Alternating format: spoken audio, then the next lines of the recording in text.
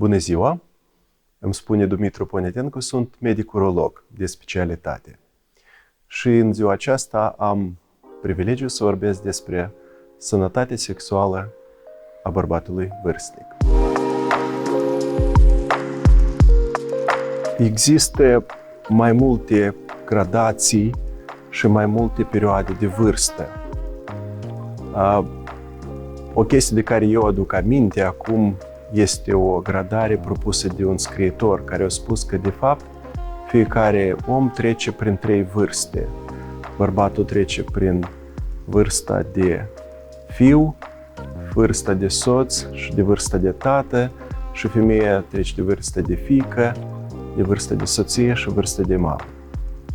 Acum este important să înțelegem că vârsta, pe lângă aspectul biologic, care sună ca o sentință deseori, deci are și un alt aspect pur individual. Este ceea la ce noi suntem gata și este ceea ce noi suntem gata să investim în noi și să schimbăm fără să ne uităm în pașaport. Eu cred că, și repet acest aspect, că vârsta și sănătate, dacă vine în viața noastră inițial ca un dar, deseori ignorat, deseori neapreciat, la urmă cere deja o atenție și, dacă vreți, o investiție. Și probabil pentru un bărbat care trece de 45-50 de ani este o investiție cea mai importantă. Ce este cu noi și ce este în noi. Și respectiv cine este lângă noi. Sănătatea este definită nu doar ca absența unei boli, ci ca o stare de bine complexă care include bunăstare fizică, bunăstare mentală, chiar și bunăstare socială, dar și bunăstare sexuală. Viața intimă a bărbatului poate fi convențional împărțită în 3 faze. Prima parte a dinamicii sexuale masculine include libido-ul sau atracția, un interes față de genul opus. Faza a doua include erecția, un proces de umplere a corpilor cavernoși care fac baza fizică a penisului cu sânge. Și momentul al treilea corespunde picului intimității masculine, ejaculării, care corespunde orgasmului la bărbați. În primul rând, sănătatea intimă a bărbatului vârstnic cere un anumit efort. Sunt problemele care afectează vârstnicul, în special o pondere mare are disfuncție erectilă, care afectează fie apariția, fie stabilitatea erecției pe parcursul intimității. Disfuncția erectilă deseori are la spatele ei diferite patologii foarte răspândite în țara noastră, fie hipertensiunea arterială, fie ateroscleroza, fie diabetul zaharat. Și o parte din problemele bărbatului vârstnic apar în urma ignoranței acestor probleme. Deseori bărbații noștri se tem de afecțiuni exotice, dar sunt absolut neglijenți față de patologiile foarte răspândite care cer un control riguros. Și cam acești 3 cai sunt caii de bază care duc viața intimă a bărbatului de rând. Diabetul zaharat, hipertensiunea arterială și ateroscleroză precoce. Pe lângă problemele provocate de ignoranță față de problemele de sănătate prezente, sunt și alte lucruri care apar ca probleme făcute însăși de mâinile noastre. Și probabil lucrurile acestea sunt cele mai greu de controlat. Este foarte greu să duci modul activ de viață, pentru că sedentarismul este boala secolului 21, când noi stăm în oficii la serviciu, ne urcăm în automobil și ne mișcăm foarte puțin. Se crede că pentru un bărbat după vârsta de 50 de ani este necesar aproximativ 4-5 ore de mișcare fizică moderată și regulată, care nu ține de treburile casnice și de serviciul bărbatului. Pe lângă sedentarism, altă problemă este fumatul. Aș împărți fumătorii în 3 categorii. Fumătorii care consumă sub 5 țigări pe zi sunt cei mai privilegiați pentru că cel mai ușor renunță la fumat. Fumătorii intermediari consumă aproximativ jumătate de pachet de țigări în 24 de ore, aproximativ 10-15 țigări.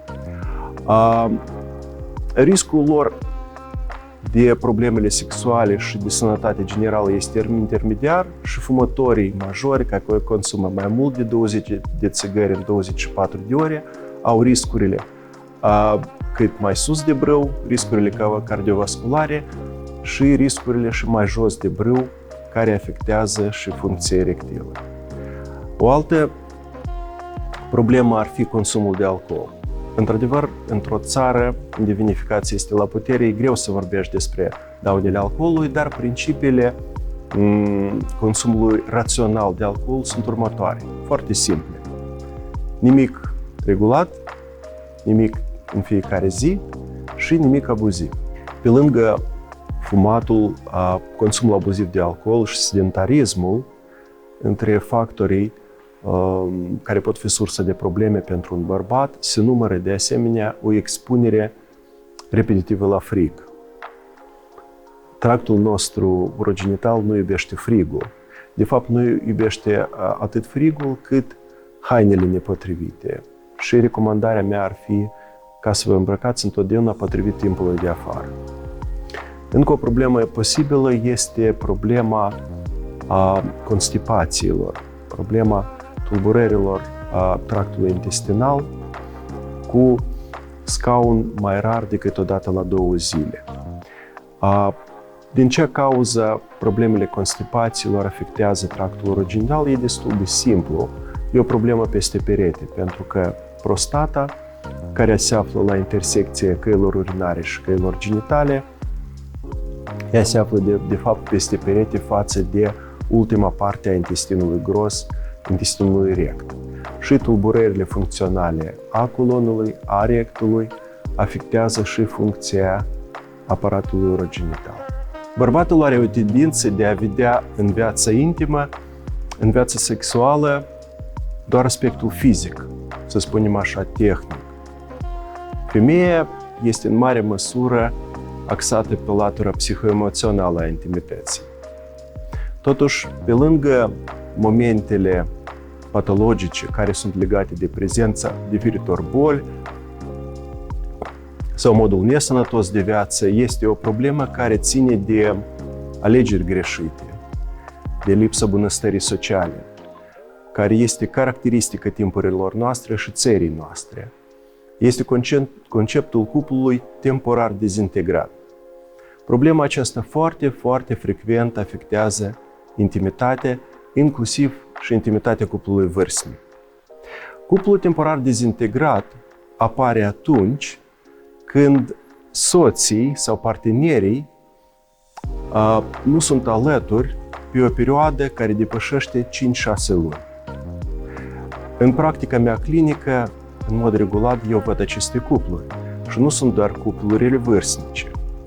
Problema constă într-aceea că viața conjugală, viața unui cuplu, cere un efort și pentru un om este mai ușor să existe singur.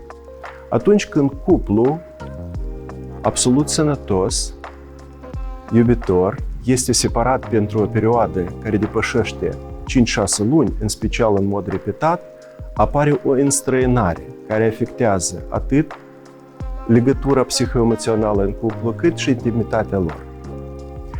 În astfel de cupluri, nu este necesar tratamentul medicamentos, nu este necesar alte intervenție medicală, este necesar doar traiul pe loc aici în țară.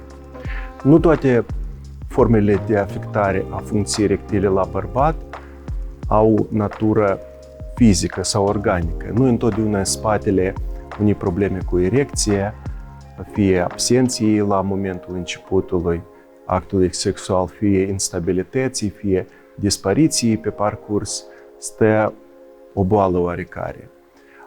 Deseori astfel de forme de disfuncție erectilă se numesc disfuncțiile erectile funcționale sau psihogene.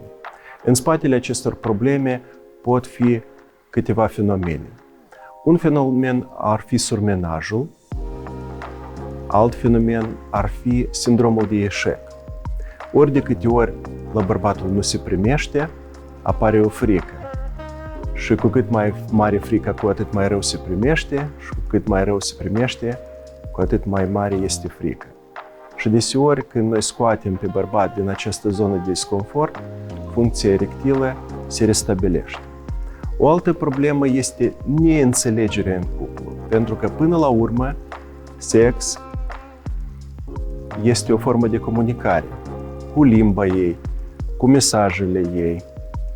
Și ori de câte ori comunicarea în cuplu este afectată, chiar dacă fiecare din parteneri are o performanță sexuală foarte bună, ei o să aibă o viață intimă afectată până la urmă. Tulburările sexuale sunt mai ușor de prevenit decât de tratat. Care lucruri sunt necesare pentru păstrarea sănătății bune masculine la acest aspect? În primul rând, este necesar de evitat fumatul. Este o problemă care universal lovește mai jos de brâu. Este necesar de prevenit consumul abuziv de alcool. Este necesar de practicat suficientă mișcare.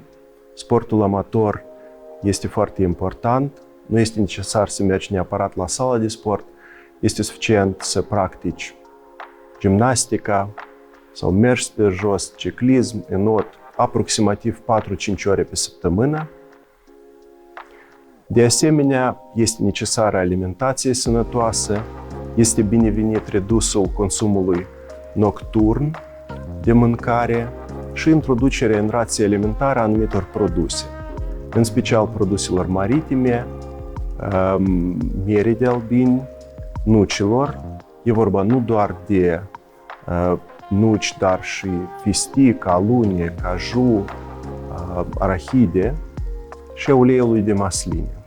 Dacă în trecut arsenalul medical pentru corecția tulburărilor sexuale masculine a fost foarte redus și în mare măsură noi recurgeam la combinația recomandărilor generale și a vitaminelor sau suplimentelor naturale, astăzi arsenalul de corecție a acestor tulburări este foarte mare. Totuși există anumite probleme legate de durata necesară a acestui tratament și deseori e necesar de explicat necesitatea tratamentului durabil, pentru că majoritatea problemelor existente la bărbatul vârstnic nu se rezolvă cu baghetă fermecată și necesită prescripții medicale de durată. În acest sens, ori de câte ori eu prescriu careva medicamente care afectează pozitiv funcția, să spunem, erectilă, eu primesc o întrebare, dar tratamentul acesta o să-mi înlăture problema sau e pur și simplu? În acest sens, eu fac o comparație, da, ochelarii mei, deci este un remediu de tratament sau așa pur și simplu? Într-adevăr, multe medicamente pot fi comparate cu ochelari. Ori de câte ori le pui pe nas, vezi bine și când le scoți, vezi rău. Deci tratamentul deseori este unul de durată. Deseori, și noi tot mai des ne întâlnim problema aceasta, apare deficitul de testosteron. Și astfel de problemă cere la fel un tratament durabil cu prescrierea substituției hormonale durabile sau pe viață. Sigur că pe lângă înțelegerea responsabilității care o are bărbat, este necesar ca el să fie punctual, ca să administreze la timp medicamentele prescrise. La absolvirea perioadei de stagiere, unul din mentorii mei în medicină mi-a spus: Dumitru, cel mai bine e să tratezi oamenii sănătoși. Pe atunci dumnealui s-a referit la ideea că este cel mai bine să tratezi un bărbat cu o problemă locală, fără careva probleme generale grave. Eu, în ziua de astăzi, mă bucur foarte mult când pragul cabinetului meu pășesc bărbații la care recomandările mele se limitează doar la momentele generale pe care le-am enumerat eu. Și eu pot să-i strâng acestui bărbat mâna și să spun: ați avut perfect grijă de sănătatea dumneavoastră, încercați să practicați suficientă mișcare, să aveți alimentație sănătoasă și să vă bucurați unul de altul în cuplu când Dumnezeu vă dă viață. Vă mulțumesc pentru atenție!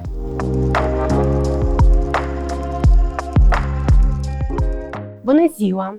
Numele meu este Catrinici Rodica, sunt medic obstetrician ginecolog de categorie superioară, sunt doctor în științe medicale, conferențiar la Departamentul de Obstetrică Ginecologie, prodecan Facultatea de Rezidențiat în cadrul USMF Nicolae Timițanu. Rolul spotului de astăzi este pentru a sensibiliza populația privind conceptul de sănătate sexuală în rândul femeilor vârsta de 55+, despre modificările fiziologice prin care trece femeia în această perioadă și ce am putea face ca să le ajutăm să remediem aceste probleme.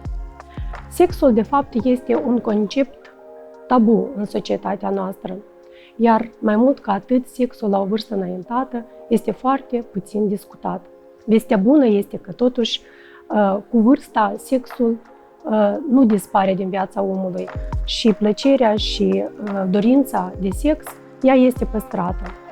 Ba mai bine că sunt oameni care au o viață sexuală foarte productivă pe parcursul întregii vieți, iar unele persoane, chiar cu vârsta, se lipsesc de anumite prejudecăți.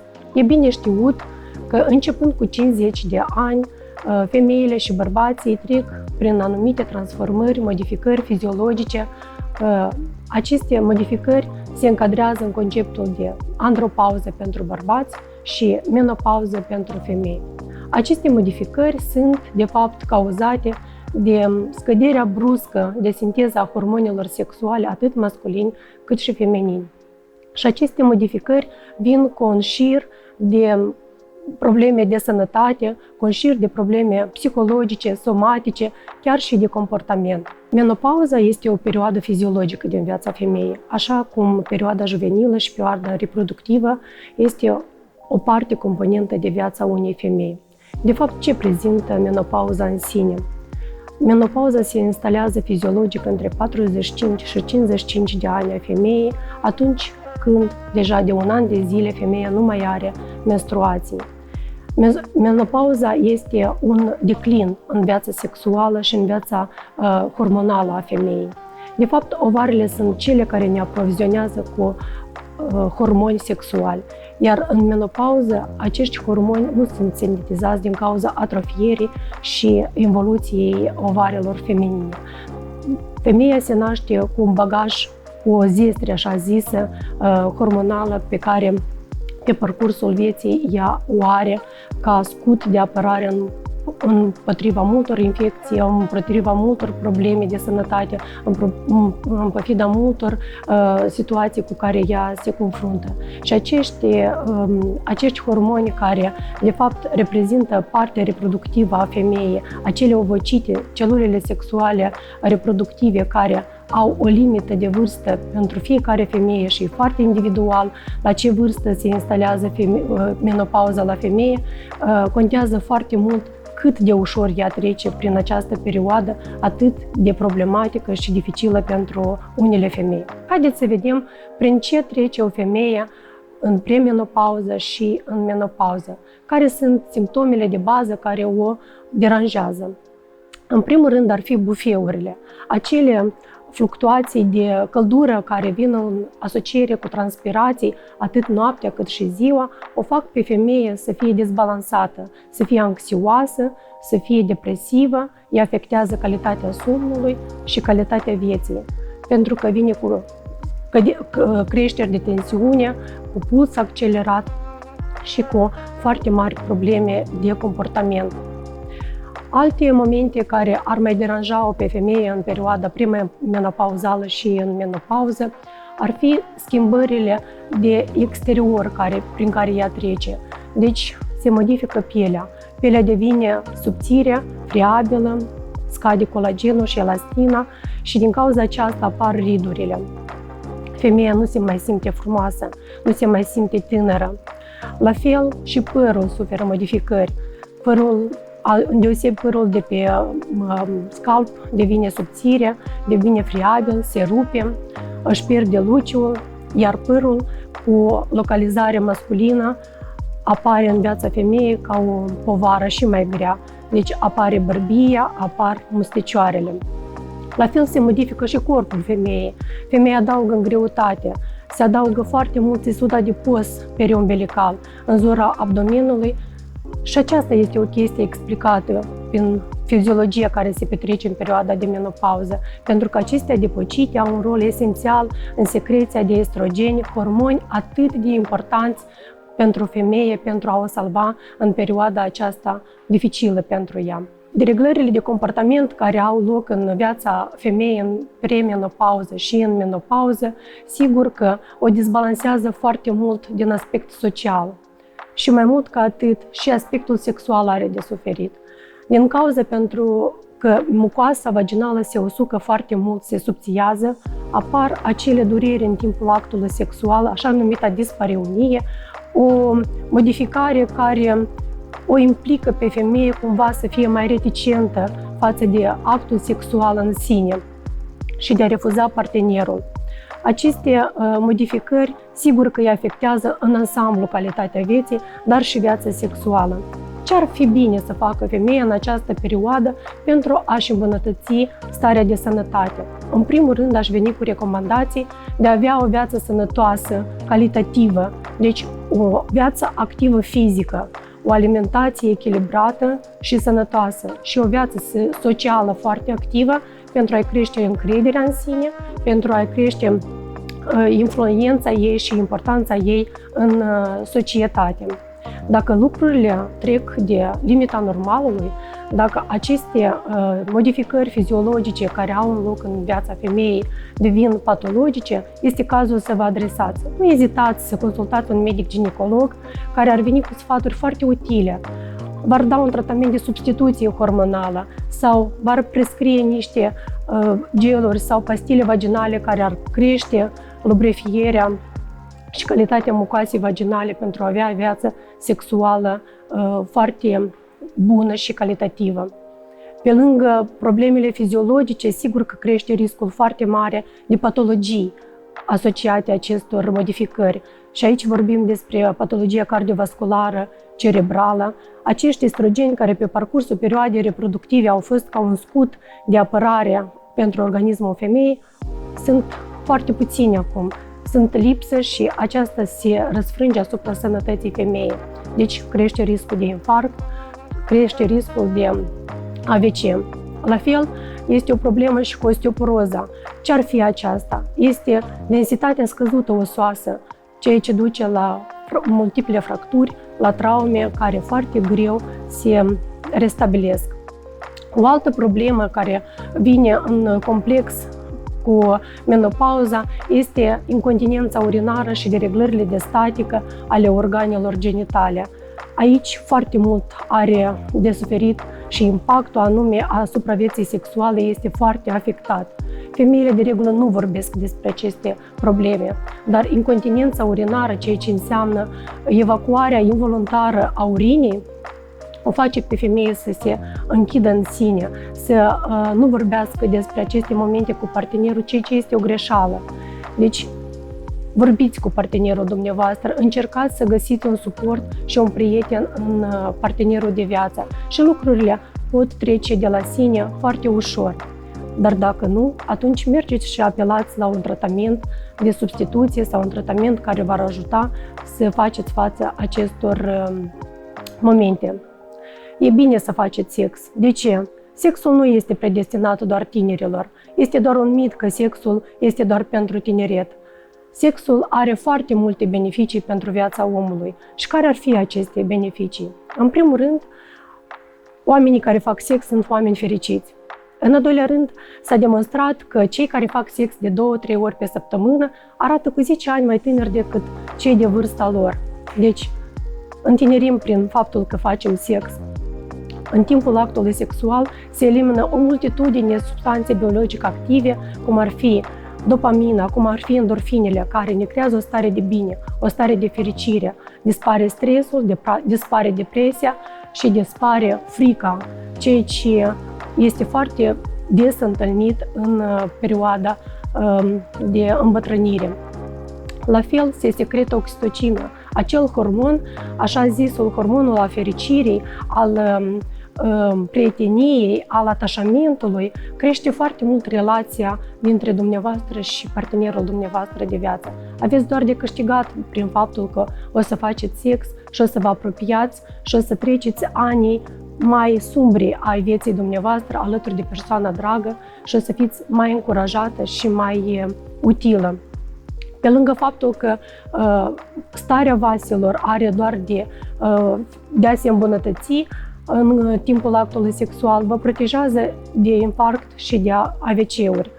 Pe lângă faptul că aveți o viață sexuală bună, se mai alătură și un somn calitativ, ceea ce, per general, stimulează și vă dă forță și energie pentru a fi calitativă și utilă societății, familiei, copiilor și nepoților. Pentru final aș veni cu careva recomandații. Dragi femei, sunteți la o vârstă nobilă, sunteți la o vârstă care ați depășit foarte multe probleme de sănătate, foarte multe probleme de familie, foarte multe probleme de carieră.